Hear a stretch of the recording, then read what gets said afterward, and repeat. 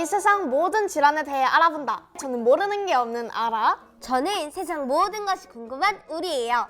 오늘 우리가 알아볼 질환은 바로 후두예요. 후두가 어디 있는지 알아, 우리야?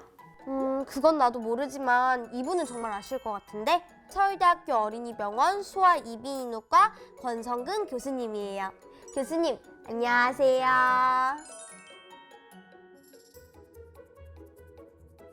교수님, 후두 위치를 모르는 우리를 위해서 정확히 어디에 있고 어떤 역할을 하는지 알려주세요. 네, 후두는 목 앞쪽에 위치하고 있고요. 기도의 윗부분에 해당하고 있습니다. 이 후두 안에는 우리가 말을 할 수 있게 해주는 성대가 들어가 있고요. 그래서 후두는 숨을 쉬는 통로이기도 하면서 목소리를 낼 수 있게 하는 기관이기도 하고, 또 음식을 먹을 때는 이 성대와 후두계라는 부분이 닫히면서 이 음식물이 기도로 넘어오지 않게 기도를 보호해주는 역할도 합니다. 우리 목소리가 나오는 곳이라니 정말 신기해요. 그러면 여기에 문제가 생기는 후두 질환은 어떤 건가요? 소아에서 생기는 가장 흔한 후두 질환은 후두연화증이라고 부모님들 많이 들어보셨을 거예요. 그리고 성모나 협착증이라는 질환이 있고요. 그 외에 이제 후두염 같은 염증성 질환도 생길 수가 있습니다.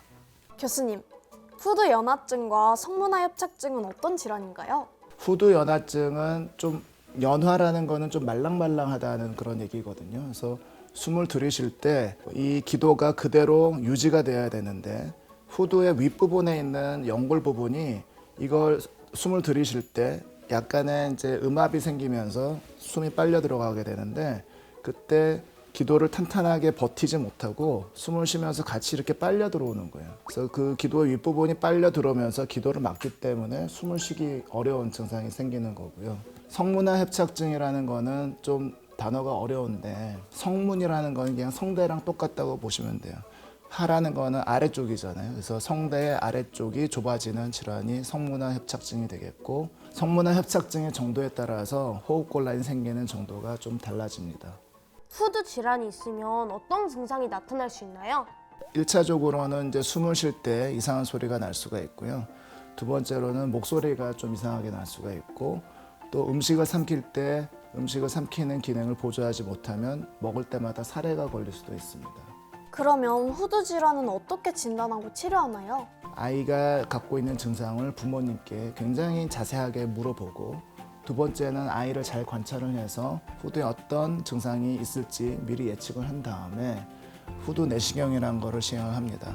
후두 내시경이라는 거는 가느다란 관을 콧구멍으로 넣어서 요 목 아래까지 위치를 시킨 다음에 후두 부위를 직접 볼 수 있는 그런 방법이 되겠습니다. 선천적으로 혈관기형이 있는 경우에는 추가적으로 CT나 MRI 같은 것을 통해서 진단을 하게 되고요.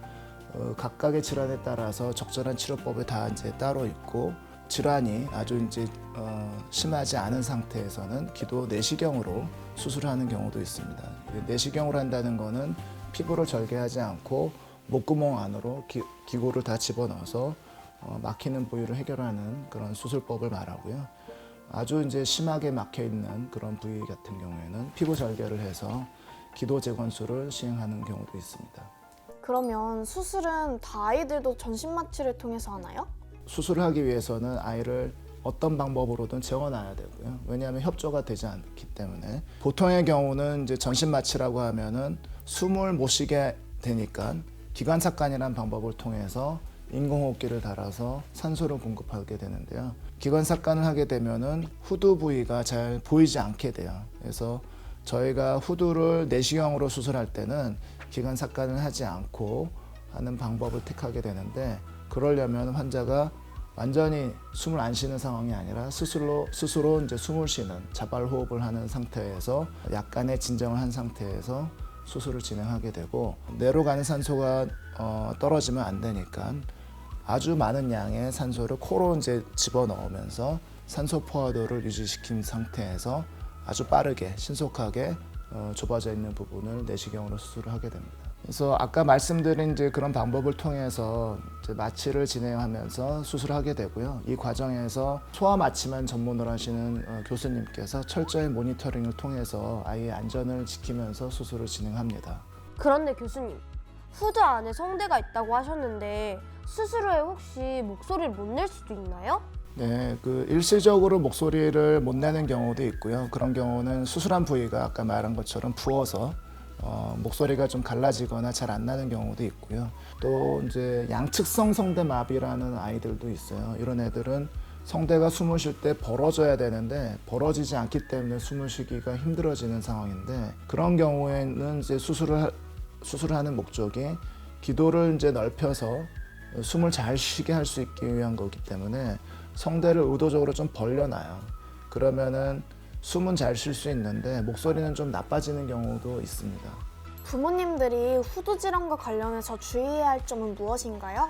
목소리 변화나 이제 숨 쉴 때 소리가 나는 증상이 생길 수도 있지만 또 먹는 것과도 굉장히 연관이 돼 있어요. 그래서 아이가 먹는 것을 굉장히 힘들어하거나 숨쉬기 힘들어하면 성장이 이루어지지가 않거든요. 그래서 숨 쉬는 거, 먹는 거, 뭐 숨 쉴 때 소리가 나는 거, 사례가 걸리는 거, 이런 증상들이 동반이 된다면 기다리지 마시고 조기에 이제 병원을 방문하셔서 정확한 진단과 치료를 받으시는 게 좋겠습니다. 아이들을 위해 애써주시는 교수님 정말 멋져요. 오늘 교수님 덕분에 후드 질환에 대해 정말 많은 걸 배운 것 같아요. 저도 여러분과 이야기 나눌 수 있어서 정말 즐거웠습니다. 여러분, 저희와 함께한 이야기가 도움이 되었다면 좋아요와 구독 꼭 눌러주세요. 그럼 저희는 다음 시간에 또 만나요. 그럼 안녕!